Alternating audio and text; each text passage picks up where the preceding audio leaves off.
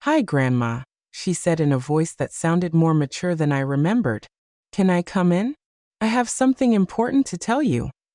I let her in, trying to control the mix of joy and anxiety I felt. "How did you find me, my love?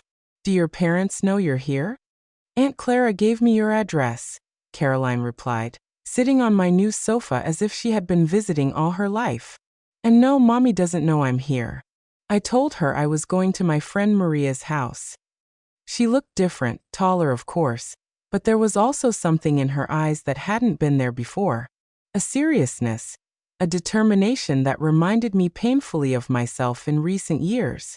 "Caroline," I said, sitting across from her, "tell me what's going on." "Grandma, I need to ask you something, and I want you to tell me the truth." Her green eyes looked at me with an intensity that surprised me. "Is it true that Mommy and Daddy tried to steal money from you at the bank?" The question hit me like a punch to the gut. For 2 years, I had waited for this moment. I had mentally rehearsed what I would say to her if she ever asked me about what had happened. But now that she was here sitting in front of me with that direct gaze, all my carefully prepared words vanished. "Who told you that?" I asked, buying time. "No one told me directly," Caroline replied. "But I've been listening for 2 years. I've been listening to the fights, the phone conversations, the comments they think I don't understand." She paused. "And I also found some of the letters you wrote me. Mommy had hidden them in her closet." My letters. I had written them religiously for 2 years, one every month, explaining in simple words that I loved her, that the problems between the adults were not her fault. I never knew if Vanessa had given them to her. "What did the letters say, Caroline?" "They said you loved me. They said it wasn't my fault we didn't see each other. They said you hoped that someday we could be together again." Her voice broke slightly. "Why did Mommy lie to me? Why did she tell me you didn't care about our family anymore?" I took a deep breath. It was the moment of truth. The moment I had been both fearing and waiting for. "Caroline, your mom and I had some very serious problems about money. Adult problems that were very difficult to solve." "But is it true they tried to take all your money?" She looked me in the eyes, and I made a decision. Caroline was 11, but she had lived in the middle of this situation her whole life. She deserved an honest answer. Age-appropriate, but honest. "Yes, my love, it's true." She nodded slowly, as if that confirmation had given her the last piece of a puzzle she had been putting together for years. "That's why you don't live in the old house anymore. That's why you don't give us money for special things anymore. That's why Mommy always gets sad and angry when someone mentions your name." "How do you feel knowing this?" I asked gently. Caroline thought for a moment. "Confused," she finally admitted. "Because I love Mommy and Daddy, but I also know what they did was wrong. And it makes me sad that you've been all alone this whole time." "I haven't been alone, Caroline," I said. And it was true. I've been learning to take care of myself, and I've made new friends. In fact, I've been happier in these last 2 years than I had been in a long time. I told her about my painting classes, about the volunteer work, about my new friendships. I showed her some of the paintings I had done, and I saw her eyes light up as she recognized some of the landscapes from photos she had seen online. "Grandma," she said after a while, "I want you to know that when I'm grown up, when I'm 18 and can make my own decisions, I want to have a relationship with you. A real relationship, not like before." "What do you mean, not like before?" "Before, when I came to visit, there was always something weird, like Mommy wanted me to ask you for things or like the visits had a purpose I didn't understand." Caroline spoke with a wisdom that broke my heart. "I want to visit you just because I like being with you. I want to get to know the real you, not just the grandma who gives gifts." We hugged for a long time, and in that hug, I felt something I hadn't felt in years. Genuine hope for the future of our relationship. Caroline stayed for 2 more hours. We walked through my new garden where I showed her the flowers I had planted and the herbs I was growing. We made cookies together, and as we mixed the dough, she told me about school, about her new interests, about the book she was reading. When it was time for her to go, she gave me another tight hug. Grandma, can I ask you a favor? Of course, my love. Can you keep writing me letters? But now that I know where you live, you can send them directly to me. You can send them to Maria's house, and she'll give them to me. I promised her I would, and I watched her ride away on her bicycle, pedaling with determination toward her complex life, but with a new understanding of the truth. That night, sitting in my garden with a cup of tea and my journal, I wrote, "Today my granddaughter found me, not the manipulated child I knew before, but a brave young woman who sought out the truth for herself. In her, I see hope that real love can survive lies, that authentic relationships can flourish even after years of toxicity." I closed the journal and looked at the stars. For the first time in my life, the future felt full of possibilities, not obligations. I was 71 years old, and I was finally learning how to live,